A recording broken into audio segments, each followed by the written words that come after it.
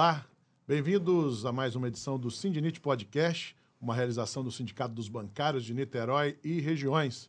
Hoje, para falar de um tema muito importante, o emprego do bancário, que está tirando o sono de muita gente. E para conversar comigo, está aqui o presidente do Sindicato dos Bancários de Niterói, companheiro Jorge Antônio Porquinho, também a nossa presidenta da Federação dos Bancários, a nossa Federa aqui do estado do Rio de Janeiro, Adriana Nalesso, e também, para falar dos números para a gente, a técnica do DIEESE, Milena Alves. Todos muito bem-vindos.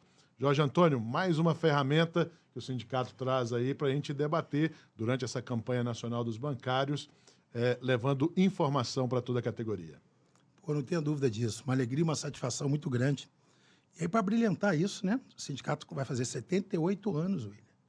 Dia 5 de setembro, 78 aninhos, com a presença da nossa Federa, com a Milena, as mulheres, né? Tem que brilhantar, seja a primeira de muitas. E vamos debater tema importante, mais um instrumento para levar informação para a categoria bancária, isso é muito importante. Parabenizar toda a direção do sindicato por essa iniciativa. E não tenha dúvida que o papo, a resenha vai ser muito boa. Eu acho que o tempo que vai ser pouco. Milena, vamos falar de números aqui, porque eu acho que está todo mundo querendo entender um pouco dos números que estão basilando aí as reuniões do Comando Nacional, que daqui a pouco a Adriana vai trazer para a gente os bastidores um pouco dessas reuniões, que algumas são até tensas, né? Mas a gente sabe que o emprego bancário hoje está muito em discussão. Nós estamos tendo muito fechamento de agências. Conta para a gente como é que isso está impactando no dia a dia, quantas agências já fechadas, quantos empregos já impactaram diretamente a categoria bancária, os trabalhadores do ramo financeiro. Bem-vinda. Obrigada, antes de mais nada, pelo convite. Muito importante a gente estar aqui nesse tema que a gente sabe que é fundamental para ser debatido, para toda a categoria, não só para a categoria, mas para um país, como todo o trabalho de maneira geral. Então, a gente vai falar aqui sobre o caso dos bancários, especificamente, do ramo financeiro. Nos últimos 10 anos, a gente tem passado por um processo de grandes transformações do sistema financeiro nacional, mudanças regulamentatórias, legislativas, mudanças no próprio sistema financeiro nacional de maneira geral, novos produtos, o PIX, né, o DREX, são novos sistemas, e isso alterou o que a gente entende do sistema financeiro de maneira geral, né? A gente teve, em 2023, por exemplo, nacionalmente falando, a gente teve uma redução de 576 postos de trabalho com a categoria bancária, né? Se levando a gente à admissão e as demissões, foram 576 postos de trabalho eliminados da categoria. Enquanto isso, a gente teve, em 2023, a somatória do lucro dos 5 maiores bancos chegou a 109 bilhões de reais. Teve uma alta aí de 2,4% em 12 meses nos lucros dos bancos, né? Então, a gente tem essa diferenciação, uma redução nos postos de trabalho, enquanto a gente segue aumentando o lucro dos bancos, né? E a gente vê uma redução da categoria bancária, em contrapartida, a gente tem um aumento de trabalhadores do ramo financeiro, outras atividades, né? O crédito cooperativo, aqui no estado do Rio é muito comum a administração de cartão de crédito. Então, a gente tem aumentado o número de vínculos de trabalhadores desses outros setores, enquanto a gente tem visto uma redução da categoria bancária de maneira geral. A gente sabe que o DIEESE vem fazendo pesquisas e mais pesquisas ao longo desses últimos anos todos e fazendo alguns comparativos até para entender os cenários, né? Você disse aí 576 postos fechados. Isso estão agências, aqueles PABs, a gente pode considerar todos os tipos de postos de trabalho fechados ou não? São os trabalhadores dentro desses bancos tradicionais. Que a sim. gente conhece dentro dos bancos que são registrados como bancos oficiais. Isso não, Adriana está me corrigindo aqui, Adriana, pode falar. Ela vai te falar. Os postos de trabalho aqui não são as unidades físicas, então, para o bancário entender em casa, são os cargos mesmo. Parte do emprego do emprego. Do emprego. Ou seja, tem menos 576 trabalhadores dentro do setor bancário especificamente. Foram eliminados, ou seja, porque você tem a rotatividade. Você tem a demissão, admissão e rotatividade. Rotatividade é quando o banco troca, né? Demite um e contrata outro com salário menor e faz isso com muita propriedade, inclusive, né? Porque eles visam o lucro e não as pessoas. E você tem a eliminação dos postos de trabalho, ou seja, demitiu e não recolocou um outro trabalhador naquela vaga. Então, a eliminação é que acabou aquele posto de trabalho no setor bancário. Então, se a gente for então, analisar pelo crivo da rotatividade, a gente se passa da casa dos 1.000, né? Substituir o trabalhador talvez Sim. mais antigo por um trabalhador mais novo, que aí pega o trabalhador em início de carreira, que o salário é um pouco mais baixo. A gente pode considerar isso, minha presidente? Pode considerar. O número da rotatividade Direto, a né? Milena tem também. Tem o Direto. número Que da é o número rotatividade total. também, Não, né? tem não. Direto. Não, Indiretamente, redução, aquele diminuição. só tem uma renda. Um chefe de família bancário, se é casado com 1 ou 2 filhos, indiretamente abrange mais pessoas ainda. Só ele trabalhando. Você falou do lucro de 2,4, em média, juntando aí Um aumento as bandeiras, 5 maiores né? bancos. Dos 5 maiores bancos, né? A gente fala muito na questão do lucro dos bancários justamente para a gente considerar alguns pedidos durante a campanha salarial que baliza aí também os pedidos, né? Aí se a Adriana já quiser também entrar, Adriana, aqui é um bate-papo. A gente pode falar, pode interromper, e se a gente que está conduzindo aqui também falar alguma besteira, você interrompe na hora, porque aí fica mais fácil. Porque né, quando Jorge? fala de número, William, é número preocupante. complicado, é preocupante. Na maioria do setor financeiro, Não né? é? Assustador. Então, a gente tem que saber para levar a melhor informação e a informação correta. Vocês, assim, nas pesquisas do DIEESE, vocês consideram que os próprios bancários que estão dentro dos bancos, aí, Adriana, vocês que estão dentro das unidades bancárias, sempre das agências, eles entendem esses números, entendem esses lucros perfeitamente para entender? Ou o banco, na sua incisividade de comunicação interna, eles conseguem ludibriar a categoria com relação a esses números? Na verdade, a gente procura sempre dialogar com a categoria e expor, né, o setor financeiro como um todo, né? Acho que o bancário tem a compreensão. Até porque ele está vivendo isso na pele, sabe, William? Ele está vendo agências sendo fechadas, colegas sendo demitidos. Praticamente todo dia você tem uma demissão, né? Semana passada nós tivemos várias demissões na base da Federa, inclusive. E isso tem sido uma constante. Muito em função, né, da apropriação das novas tecnologias e também um deslocamento do trabalho bancário, porque o que eu falo é que o trabalho bancário não acabou.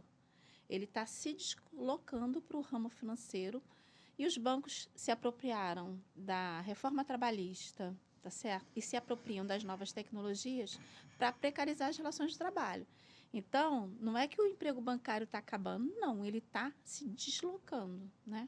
Então, ele se desloca para dentro do setor financeiro para outros atores, como fintechs, bancos digitais. Você tem a plataformização do trabalho, que é um debate que a gente faz, que a gente chama de plataformização ou uberização, né? E que os bancos também estão atuando dentro de plataformas. Você tem plataformas, como tem do Uber, né? Eu gosto sempre de falar isso. Eu gosto de botar os exemplos, porque aí a pessoa entende Mas bem. muito bom exemplo, muito bom exemplo. O Uber é uma plataforma de transporte. O trabalhador do Uber, que é o motorista, ele assume todos os custos e os riscos do trabalho, não é? Agora, a gente avançou um pouquinho na legislação para eles, mas não é tanta coisa assim. Acho que pode melhorar muito mais.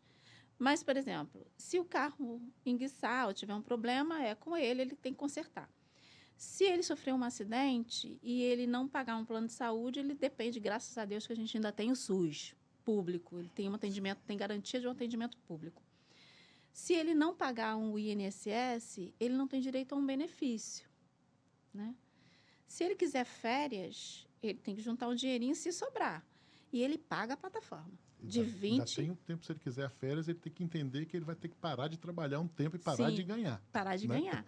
Então, ele trabalha para uma plataforma onde ele não sabe quem é o patrão dele, onde ele procura. Se ele sofreu um acidente, ele não tem garantias, a não ser que ele mesmo tenha assumido para si as garantias, né? Feito seguro, enfim, seguro pessoal, seguro do carro. Ele não tem direito ao INSS se ele não pagar, plano de saúde, enfim, ele não tem direitos. E ele ainda paga para ter acesso aos clientes, né? Porque o Uber direciona o cliente para ele. Na plataforma do setor financeiro é a mesma coisa. Você tem plataformas, posso citar uma, mas não sei se é adequado citar, você me fala se eu posso citar ou não, mas, enfim, o nome... Citar, pode citar. Então, nós temos a Frank. A Frank é uma plataforma que atua para diversos bancos. Lá na Frank está Itaú, Santander, Bradesco, Banco do Brasil, Caixa Econômica, estou falando só dos grandes, e tem outros também. A Frank se apresenta para o trabalhador bancário, contrata ex-bancário com experiência de mais de 5 anos, o bancário vai lá, preenche todas as suas informações, sendo aprovada a ficha dele, ele está na plataforma e ele paga a Frank. Há um tempo atrás era R$200, não sei se é isso ainda, por mês, para ele ter acesso à base de clientes. E todos os bancos estão dentro da Frank vendendo seus produtos. Olha que coisa. Loucura. Essa é uma das situações. Esse trabalhador bancário é um bancário autônomo, né? É vendido para ele assim, ó, tem a liberdade e a autonomia. Fechamos as agências, tiramos todos os direitos garantidos na convenção coletiva, terceirizamos o serviço através do serviço autônomo e você se vira para vender e ainda me paga um valor por mês para ter acesso à minha plataforma. Exatamente. É isso. É isso. Loucura. Não, Santander, em cima o Santander, um exemplo disso. Pejotizou, todo mundo PJ, R$ 1.500. É. E visita clientes, variável, burlando a nossa contratação da CCT. É isso. E isso preocupa. Preocupa porque, como a Adriana falou, o modelo não mudou, né, de contratação. Mas eles estão burlando a contratação, fraudando. Porque contrata ganhando menos benefícios, menos direitos. Não, direito nenhum, né? Você que tem que fazer os seus direitos. Eles se apropriaram muito bem, né, da nova legislação, das mudanças que vieram com a reforma trabalhista. Porque antigamente, William, você não podia terceirizar a atividade fim. Sim. Agora você pode. Que era, até a gente, nas campanhas nossas de categoria bancária, tinha uma certa segurança, vamos dizer assim, que a categoria bancária não seria atingida no primeiro momento, sim, né? Sim. Aí veio a terceirização, acabaram com a terceirização na atividade fim. Ele falou do Santander, o outro exemplo do Santander, por exemplo, o Santander tinha... Os bancos têm, né, o polo ativo e passivo do atendimento telefônico. O passivo, ele ligava para o cliente só para vender produtos, mas ele não tinha acesso às informações bancárias do cliente. Era uma empresa terceirizada que prestava serviço para diversos bancos, sem acesso à conta do cliente. E o ativo era aquele que tinha acesso à conta do cliente, ou seja, ele vai lá, ele acessa, ele vê saldo, vê o que o cliente tem de produto, o que pode oferecer para ele. Então, o Santander terceirizou todo o serviço de call center. Terceirizou, sabe como, William? Criou uma própria empresa, SX Tows. É uma empresa terceirizada e terceirizou todo o atendimento. Aí você conversa com o Santander e fala assim, ô Santander, como assim, né? Você tem uma questão que é a questão do sigilo bancário, que é importante que se diga. Isso aí. Esse trabalhador não tem vínculo direto com o banco. Aí ele fala, não, mas a gente tem uma triagem, né? A gente olha. Bom, o fato é que o trabalhador tem acesso às informações do cliente e não é bancário. Não é bancário, tá certo? Sim, não certo. tem vínculo direto com o banco. É de uma terceirizada. Esse é outro debate, né? Então, debater o emprego de maneira geral, mas o emprego bancário, que tem sido fortemente atingido pelas novas tecnologias e também pelas mudanças legislativas em função da reforma trabalhista, é um dos debates mais intensos que a gente tem em mesa de negociação. Ô, Milena, em números, o Diese já tem alguma coisa desses números aí, vamos chamar de migração de bancários indo para essas novas, eu não sei se eu poderia chamar, Adriano, de plataformas, porque a gente tem também as plataformas dentro do banco, dos bancos, né? Gerente de plataforma, gerente de não sei o quê, mas para desses novos modelos, assim, ou ainda está bem incipiente para... Ainda é muito incipiente. Porque a gente consegue ver esses dados através da CNAE, que é o Código Nacional de Atividades Econômicas, né? Então, a gente vê essas atividades, só que o que acontece muito nesse processo dos bancos, que a Adriana comentou. A maioria, sobretudo, a gente vai usar os exemplos assim, dos 5 maiores bancos, como parte da holding deles, eles têm outras empresas. Então, e que eles por vezes são bancários ou contratações. O que tem acontecido, por exemplo, tem sido muito contratado pessoas na área de TI, mas pessoas na área de TI que, por vezes, estão nessas empresas que são como parte da holding, mas elas não são bancários. Então, essas atividades são caracterizadas com outras atividades. Por exemplo, a gente tem atividades que atuam no setor econômico, mas ela tem descrito como atividade de tecnologia. Então, a gente não consegue incluir ela como bancário. É isso que quando a gente fala de um processo fraudulento, é isso. A gente fala de um processo onde está se colocando trabalhadores em atividades que não são bancárias, não são CNAE, que a gente chama, né? Não são as atividades bancárias, mas eles estão continuando atuando em serviço bancário.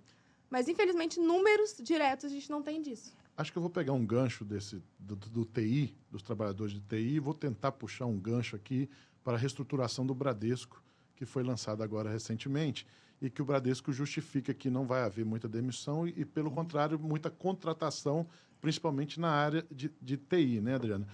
Assim, a Federa, junto com o sindicato, a gente sabe que vocês estudam muito sobre os temas e principalmente acompanham de perto isso. A gente já tem mais ou menos uma noção do que essa reestruturação do Bradesco pode representar, especialmente para o estado do Rio de Janeiro? Bom, já está representando, assim, para o estado do Rio de Janeiro, uma queda muito acentuada Estado e município. no né? emprego. Na base da Federa, a Milena tem até esse número aí. Ela pode nos passar, porque a gente fica monitorando as informações nacionais, inclusive comparando por estado. E o estado do Rio de Janeiro é um dos mais impactados com essa reestruturação, né? Então, a gente tem um desafio ainda maior aqui no estado. A área de TI, ela tem sido, por exemplo, em mesa de negociação, a gente tem visto que tem aumentado o número de trabalhadores em TI, mas também se utilizando da terceirização, e você tem um recorte de gênero, porque a TI é a área que mais cresce dentro do setor, né? Em termos de empregos. E aí você vê que você tem a discussão de gênero aí colocada, porque você tem mais homens do que mulheres nesse setor. E aí a gente fala assim, olha, por que tem mais homens do que mulheres, né? Por que não investir e criar oportunidade para que as mulheres também possam ocupar essas funções? Porque você tem vários debates que a gente traz que são da sociedade para a mesa de negociação. E isso, ele é uma coisa que a gente tem muito orgulho, que é trazer o debate da sociedade para a discussão em mesa de negociação, sabe? Isso é fundamental para a gente. A gente faz debate de inclusão de Sim. PCDs, de negros, de neurodivergentes, da igualdade de oportunidade, porque a gente vive numa sociedade plural, né? E essa sociedade plural tem que se refletir dentro do sistema financeiro. Afinal, banco diz que tem responsabilidade social, devia começar Pela tendo concessão dele, Pois teria que Concessão ter, né? pública, né? exatamente. Porque gosta muito de Não, usar essa questão da concessão, né, usar Jorge? porque deixa a gente um pouco, e com certeza a Milena tem esses dados. Em 2023, os principais bancos desse país lucraram 145 bilhões. E os 5 principais bancos, 108 bilhões. Responsabilidade social, a categoria está adoecida, porque a pessoa vai trabalhar, mas não sabe se volta empregada. Com a pressão psicológica em cima de metas impossíveis de ser batida. Se nós discutimos o tempo todo se o banco é gestor de pessoas, e isso a Adriana se deparou, inclusive, e se depara em toda a negociação, todo ano, junto com a Gilvande, a Neiva agora, e é a preocupação da responsabilidade. O sindicato tem com os funcionários, mas a gente não vê essa forma do banco tratar, ver o lado humano. É lucro, só lucro. E quem representa esse lucro? São os funcionários. E o Bradesco, que você citou aqui, o projeto do Bradesco é deixar uma agência para o município. O Bradesco já não tem mais caixas. Daqui a pouco não tem porta giratória em algumas agências. Isso é um modelo sem segurança. Deixar só autoatendimento. Como? Isso que deixa a gente fez indignado. uma discussão sobre o Bradesco um tempo atrás, que o Bradesco, até a gente está falando muito do Bradesco, porque acho que esse processo de reestruturação, acho que pegou, não de surpresa, né, mas um assunto mais... Mas a responsabilidade por último, é Bradesco, Itaú. O Bradesco tem a Folha do Santander. Estado, né, e ele estava, como diz o outro, sempre foi um banco mais... Como é que eu posso dizer? Tradicional, mais de massa. Mais Acho de que massa. não sei se eu posso falar Isso, de varejo, né? Então, e de repente muda todo o viés dele, todo o perfil, e aí vai deixar de atender todo esse público e tal, e aí muda todo, né? Ainda teve uma questão de uma mudança interna no estilo de contratação e tal. Acho que isso pegou o trabalhador bancário muito de surpresa. E aí eu quero entrar no assunto aqui já da campanha nacional propriamente dito, que é a garantia do emprego, Adriana, que a gente conversa muito com os bancários e chega muito nas redes do sindicato também.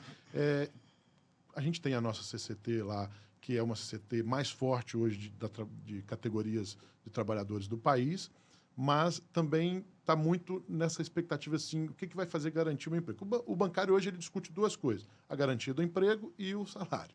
né? Você vai ter um aumento no salário, né? Antigamente, quando as coisas estavam, vamos dizer, um pouco mais amenas, eles estavam preocupados se ia ter um aumento no salário, e a PLR, né? E agora não, agora ele está também muito preocupado com relação à garantia do emprego. Conta para a gente um pouco esses bastidores lá das negociações. A gente sabe que as mesas são pesadas, né? Porque os bancos jogam pesado, jogam duro. Mas essa questão da garantia do emprego, o que está sendo debatido lá, você que faz parte lá do Comando Nacional? Você tocou num ponto importante, porque, para quem está nos ouvindo, né, acho que é importante saber um pouquinho da construção. Nós iniciamos a nossa campanha com a consulta nacional, viu, William? Mais de 47 mil trabalhadores responderam à consulta nacional. E uma das prioridades dele era justamente a questão do emprego. E só não foi a principal, porque tem banco público e privado. Então, o trabalhador de banco público não tem tanta essa preocupação com o emprego como tem do setor privado. Quando você faz o recorte, exclui o banco público, para os trabalhadores do banco privado chega a quase 80% a principal reivindicação, né? Porque é um momento de muitas transformações intensas. E você vê o uso da tecnologia. Você sabe que hoje, e o Diese acompanha esses dados, você sabe que hoje você pode fazer várias operações através do celular, que isso tem impacto, de fato, né, na presença do cliente dentro da agência. Tem cliente que não vai, isso é fato, isso a gente não pode negar, né? Mas, por outro lado, você precisa pensar o que você faz com essa tecnologia, né? Essa tecnologia é só para gerar mais lucro para o meu patrão? Eu sou funcionário do Itaú, né? É só para gerar mais lucro para ele? Não.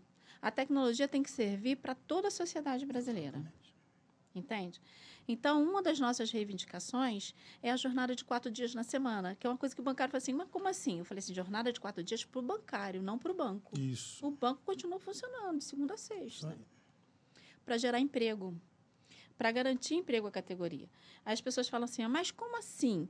Eu falo, pois é, você já tem pesquisas e já tem países que já estão implementando a jornada de 4 dias. Você tem empresas em Portugal, no Canadá e até aqui no Brasil, né? Tem, acho que são 19 empresas que estão trabalhando a jornada de 4 dias. O que diz a pesquisa?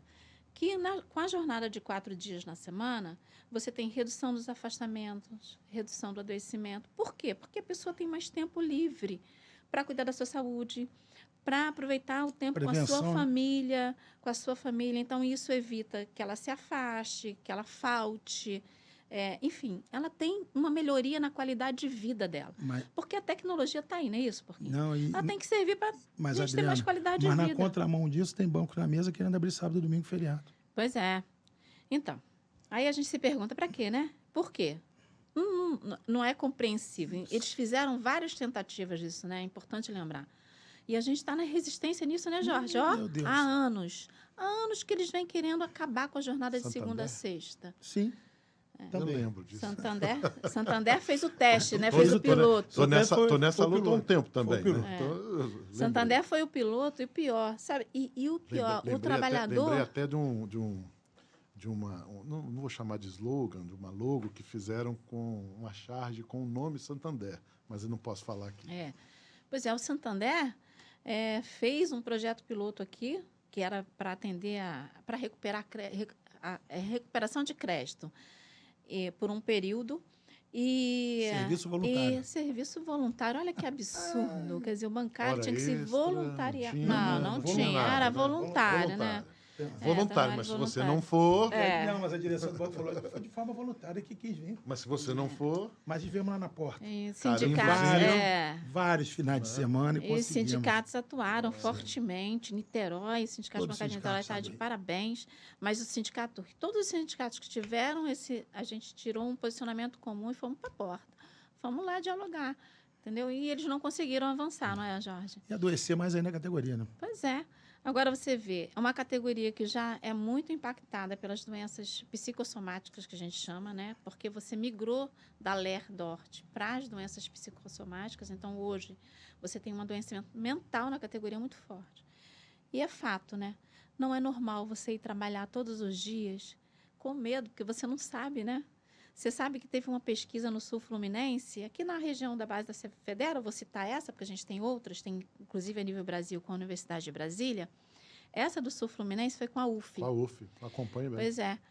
36% dos bancários já trabalharam com atestado na Bolsa. Olha. Mas por que isso, Eliane? Porque ficam com medo de serem estigmatizados, ficam com medo de ficar marcado para ser demitido, como se isso fosse resolver o problema. Não é? Então, você tem uma categoria adoecida. A síndrome de burnout, que é a síndrome do esgotamento profissional, está muito presente na categoria bancária.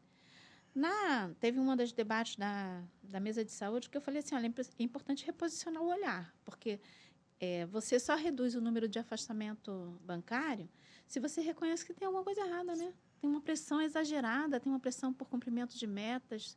E se não reposicionar o olhar e pensar em como reduzir isso, porque a gente não quer atender um monte de trabalhador O jogo da nossa doente. campanha, se desconecte. Se desconecte. Porque é um absurdo, entendeu? O assédio começa, muitas das vezes, na entrada da agência. Quando uma bancária, por exemplo, é obrigada a mostrar a bolsa dela. Absurdo. A bancária carrega a sua intimidade na bolsa. Então, ela não pode. Ela não pode mostrar. É a maioria da categoria, né? Pois é. Também. Aqui no Rio, especialmente, nós somos 52% da categoria. Olha, mais mulheres do que homens. É o maior estado. É o maior estado com percentual de mulheres. E aí ela entra na agência, já tem uma reunião lá para falar das metas, né? Que tem que vender isso, aquilo outro. E aí aqueles que não estão numa situação muito adequada são convidados a sentar do lado do gerente e ficar 2 horas sentados. Quer dizer, você trabalha, desculpa a expressão, o tempo todo sob ameaça. Nenhum ser humano aguenta isso. E essas metas chegaram no Banco do Brasil também. É. Né? No setor de bancos públicos também. Então, Está aparecendo banco privado, em termos de cobrança de metas. sim. Um absurdo. E assédio também. Assim, mas só para a gente voltar aqui, então, no No gancho emprego. da garantia do emprego, porque, assim, eu tenho algumas perguntas que eu gostaria de fazer, mas se eu entrar nesse tema aqui agora, acho que nós vamos precisar de umas 8 horas de podcast para a gente falar sobre ele. Quem sabe a gente faz aí, estende o tema Sim. emprego bancário para mais uma edição. Eu falei no começo que né? o tempo ia ser pouco. E a gente discute ele. Mas, assim, a gente está tendo...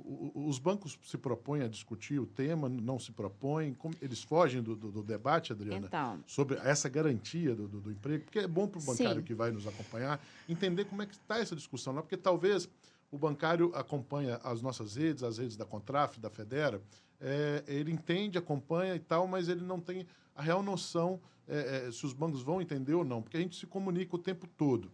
Mas eles talvez passam despercebidos procurando só aqueles assuntos principais. E o setor privado está realmente William, só para atento a isso. complementar a sua pergunta, eu peço desculpa, interrompendo, o que acontece principalmente com essa juventude que está entrando no setor financeiro agora? Ele acha que tudo que ele recebe de benefício é concedido pelo banco. Não, isso é fruto de negociação, de muita luta e conquista. Isso é importante, por isso esse espaço aqui é importante para divulgar como é difícil a negociação lá.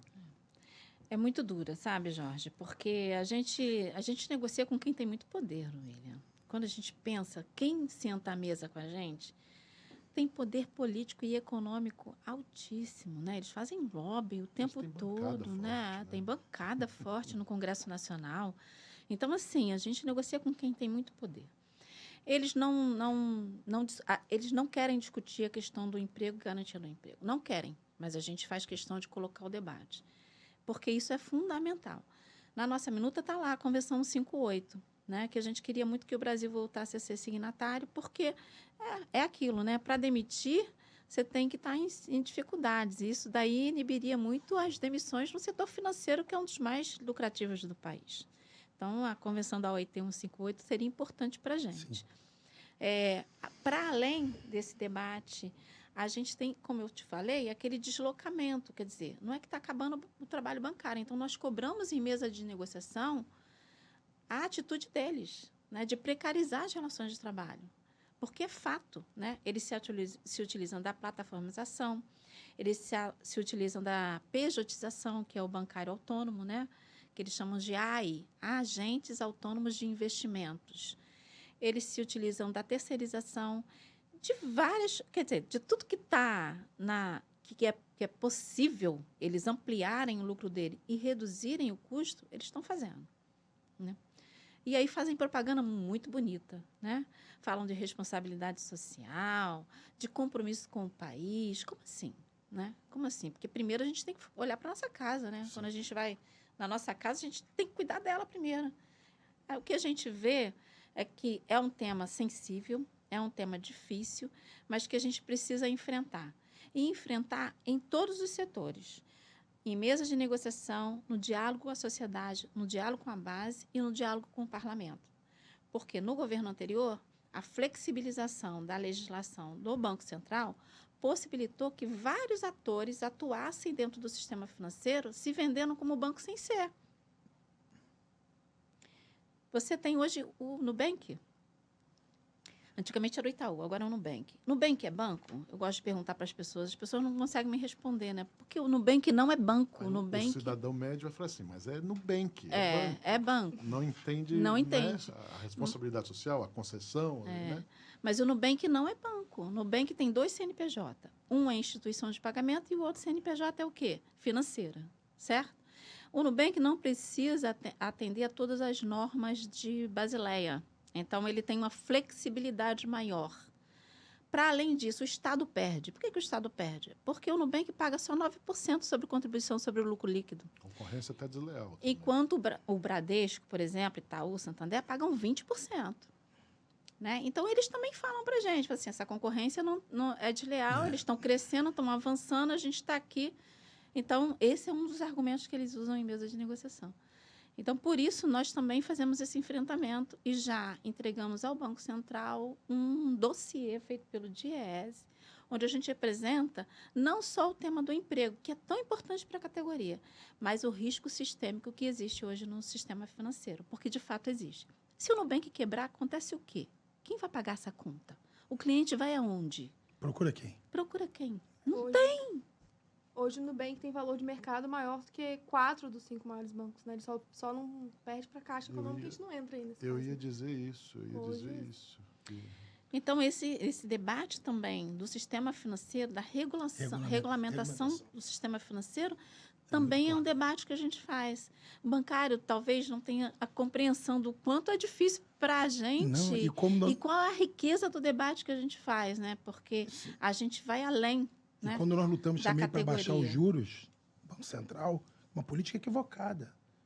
O bancário não entende isso. Ah, mas aí você está politizando. Ô, cara, tudo é política.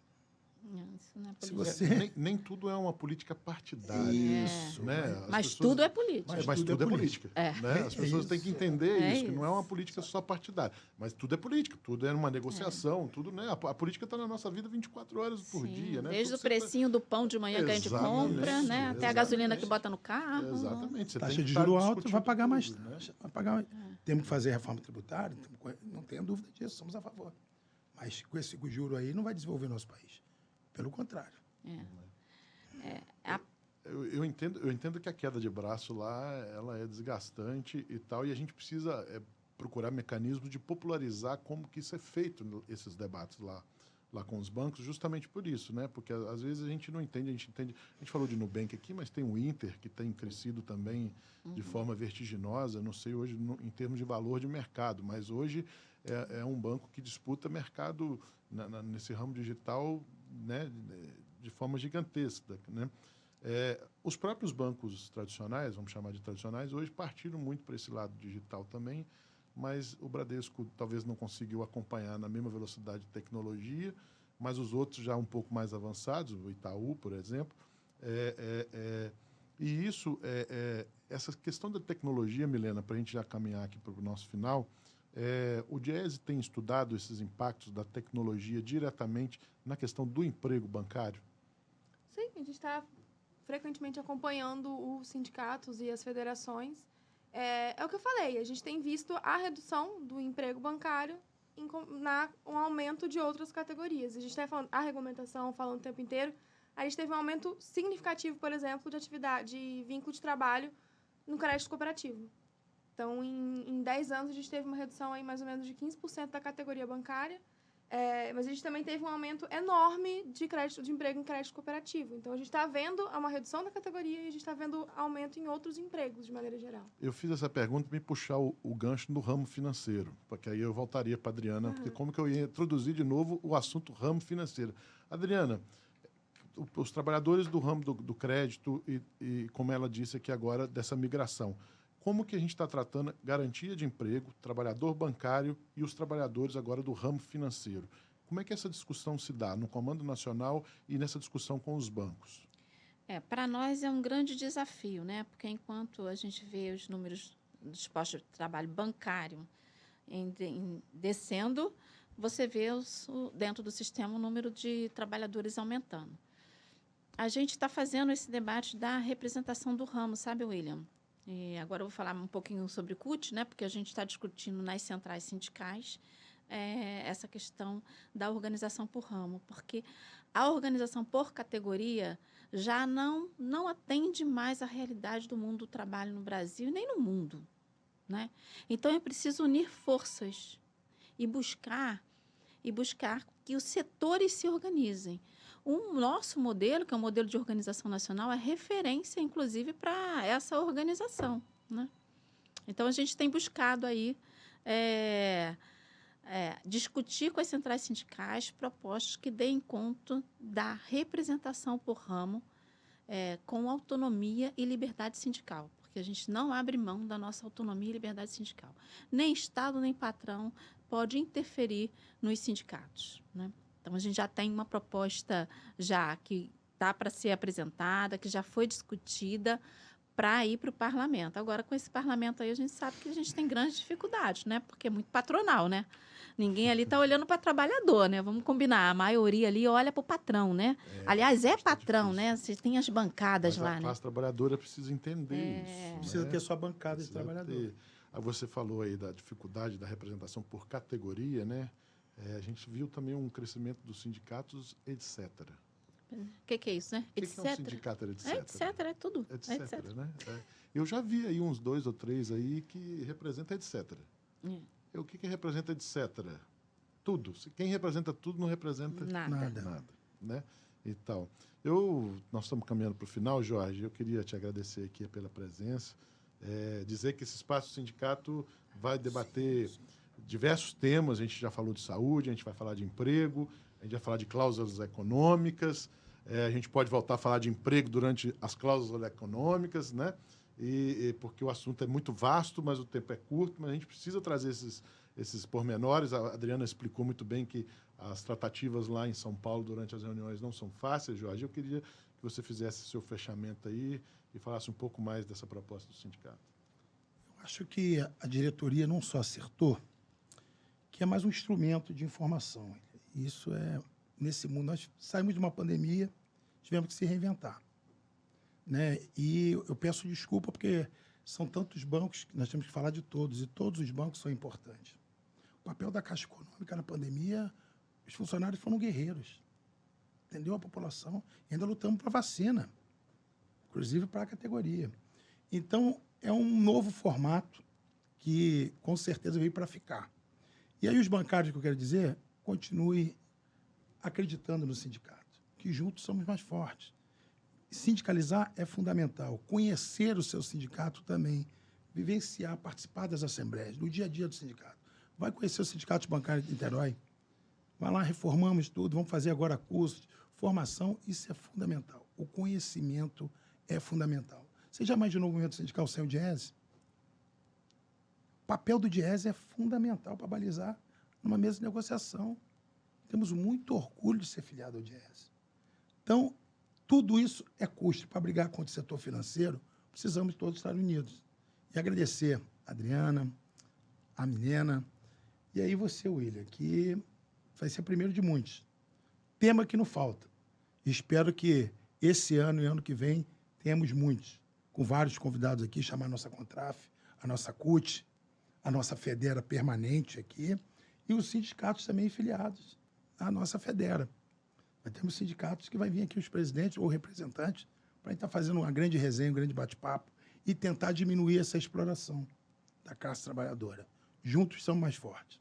Obrigado, Jordan. Milena, Quer complementar mais alguma coisa? Tem uma informação aí que você acha relevante? Que eu vi que você trouxe anotação pra caramba. E falei assim, olha, acho que a Milena não falou nem um décimo das anotações. Mas nós vamos divulgar esses dados que ela todos aí. trouxe aí. Não falei, não, mas eu acho que já foi dito bastante. Acho que a Adriana já falou, comentou bastante coisa. Os dados é para agregar e é para participar. Então, foi dito que realmente é importante. E eu estou disponível. A Federa sabe, os sindicatos sabem. Estou disponível para qualquer coisa. E é isso. O Diese faz um trabalho excepcional, como o Jorge disse. Para a gente enfrentar lá os grandões, a gente precisa estar bem baseado, com muita informação. Adriana, obrigado pela presença mais uma vez e leve o nosso abraço a todos os companheiros lá da Federa. Obrigada, William. Quero parabenizar o Sindicato Bancário de Niterói pela iniciativa. Eu acho que é muito importante, sabe? A gente utilizar todos os canais de comunicação possível, né? E quero finalizar com uma coisa que você falou, Jorge. Não existe, eu costumo dizer que não existe central sindical sem sindicatos. E não existe direitos sem sindicatos. Então, assim, é através dos sindicatos que você luta e que você conquista. É importante as pessoas... Porque a gente viveu um momento de um enfrentamento muito grande de ataques ao movimento sindical, né, com um objetivo concreto, vendendo a falsa ilusão que você sozinho vai negociar com o seu patrão. Como assim? Você acha que eu tenho capacidade de negociar sozinha com o meu patrão? Claro que não, né? Então, as conquistas vêm a partir da luta sindical. E as conquistas vêm a partir da sindicalização. Sabe por quê? Porque nenhum patrão negocia com um sindicato que tem 10% de filiados. Sabe por quê? 90% não acredita naquele sindicato, eu vou negociar. Passa o boi, passa a boiada. Isso. Agora, com a gente não é assim, não, William. Com a gente é diferente. A gente quer agradecer a cada bancário e bancário que é sindicalizado por acreditar no nosso trabalho e continuar acreditando. E você, bancário e bancária que não é sindicalizado, se sindicalize e fortaleça nosso sindicato, porque isso é que vai mudar a nossa realidade. Obrigada, William. Obrigado, Adriana. Bom, o Sindinite Podcast fica por aqui. A gente se encontra por aí numa próxima edição. Você pode acompanhar todas as informações sobre a Campanha Nacional dos Bancários 2024 através das nossas redes sociais, @bancariosnit, e também no nosso site bancariosnit.org.br. Um abraço e até a próxima.